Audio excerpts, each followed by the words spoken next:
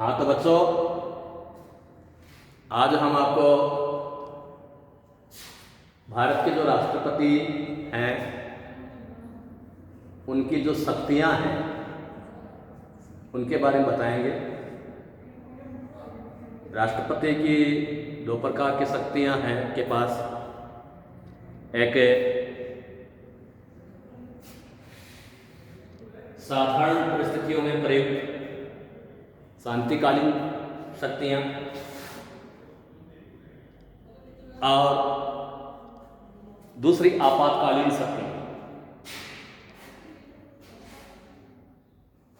यह तो हम सभी जानते हैं कि भारत में पार्लियामेंट्री सिस्टम को अपनाया गया है और जो संसदात्मक जो व्यवस्था है वह यूके में प्रचलन की स्थिति में है।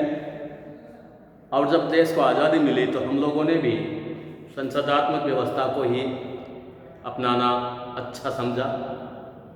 तो पार्लियामेंट्री जो सिस्टम है उसमें राज्य के दो प्रधान होते हैं। एक को औपचारिक प्रधान कहा जाता है और दूसरे को अनौपचारिक। औपचारिक जो प्रधान होता है वह राजा हो सकता है, रानी हो सकती है, राजकुमार हो सकता है, इंग्लैंड और जापान के संदर्भ में। और उसके बाद में वो राष्ट्रपति हो सकता है। तो ये जो राजा, रानी, राजकुमार, राष्ट्रपति ये औपचारिक प्रधान की कैटेगरी में आते हैं। और उसके बाद में जो अनौपचारिक जो प्रधान होता है वह प्रधानमंत्री होता है। तो पार्लियामेंट्री जो सिस्टम होता है उसमें शक्तियों का जो वास्तविक उपभोग करता है वह प्रधानमंत्री को ही माना जाता है। अगर यहाँ जो भारत के जो राष्ट्रपति हैं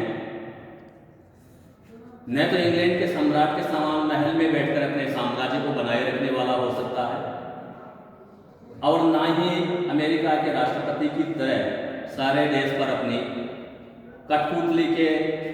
कठपुतली सरकार के माध्यम से राज करने वाला। हमारा राष्ट्रपति संविधान का प्रतिरक्षक, संरक्षक और भारतीय जनता का प्रतीक है। संविधान की धाराओं और उसमें दिए गए राष्ट्रपति के अधिकारों की व्याख्या केंद्र में दल विशेष की सरकार अपने ढंग से अथवा परिस्थिति के अनुसार कर सकती है, किंतु राष्ट्रपति का सही रूप में क्या कर्तव्य है, उसकी कितनी जवाबदेही है, संविधान के अनुसार ली गई शपथ का क्या अर्थ है, यह तो स्वयं राष्ट्रपति को ही समझना होगा। भारतीय संघ की कार्यपालिका के प्रधान को राष्ट्रपति कहा जाता है। संघ की कार्यपालिका शक्ति राष्ट्रपति में निहित है। भारत में संसदीय प्रणाली के कारण राष्ट्रपति कार्यपालिका के संवैधानिक प्रधान हैं और मंत्रिमंडल वास्तविक कार्यकारी राष्ट्रपति की स्थिति वैधानिक अध्यक्ष की है तथा उनका पद धुरी के समान है जो राजनीतिक व्यवस्था को संतुलित करता है।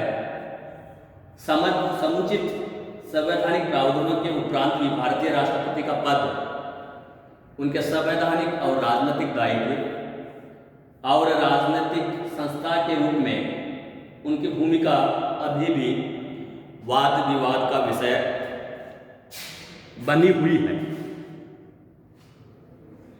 अब जो राष्ट्रपति की जो शक्तियां हैं, विधि शास्त्रियों के अनुसार भारतीय राष्ट्रपति सर्वशक्तिमान है, जबकि राजनीतिक शास्त्रियों का यह तर्क है कि केवल वह संवैधानिक अध्यक्ष है जो शक्ति का नहीं बल्कि प्रभाव का प्रयोग करता है। संविधान के अनुच्छेद 53 के अनुसार संघ की कार्यपालिका शक्ति राष्ट्रपति में निहित होगी, जिसका प्रयोग वह स्वयं या अपने अधीनस्थ अधिकारियों के द्वारा करेगा। संविधान के प्रावधानों के अनुसार भारत के राष्ट्रपति को दो प्रकार की शक्तियां प्राप्त हैं। पहली, साधारण परिस्थितियों में प्रयुक्त शांतिकालीन शक्तियां। दूसरी, असाधारण परिस्थितियों में प्रयुक्त आपातकालीन शक्तियां।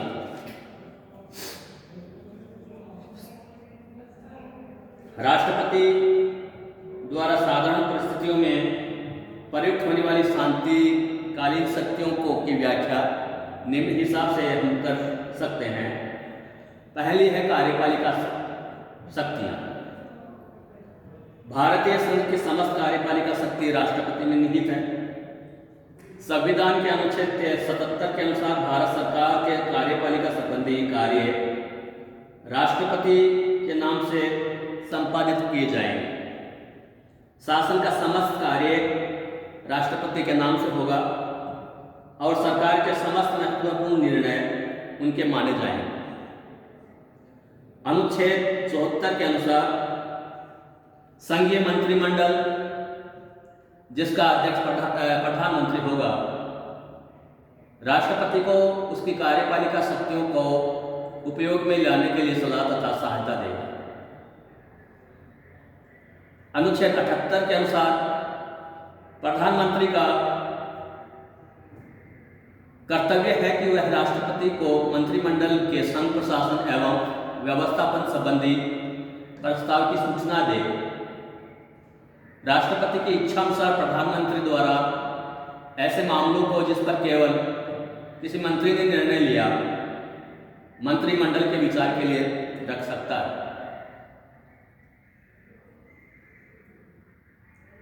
समस्त महत्वपूर्ण नियुक्तियां राष्ट्रपति द्वारा की जाती है।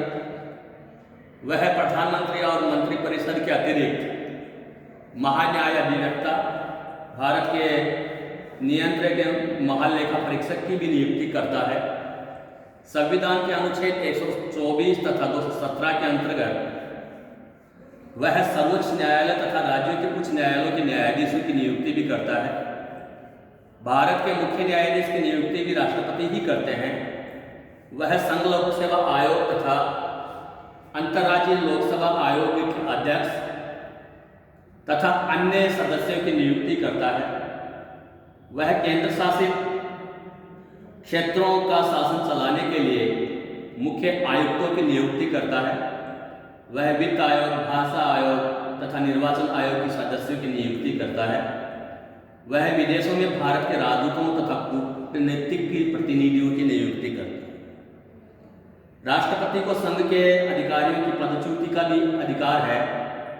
वह मंत्रियों को, भारत के महाधिवक्ता को, राज्य के राज्यपालों को, सर्वोच्च तथा उच्च न्यायालय के मुख्य न्यायाधीश तथा अन्य न्यायाधीशों को तथा संघ लोक सेवा आयोग के अध्यक्ष व अन्य सदस्यों को संविधान में उल्लिखित प्रक्रिया के अनुसार अपदस्थ कर सकता।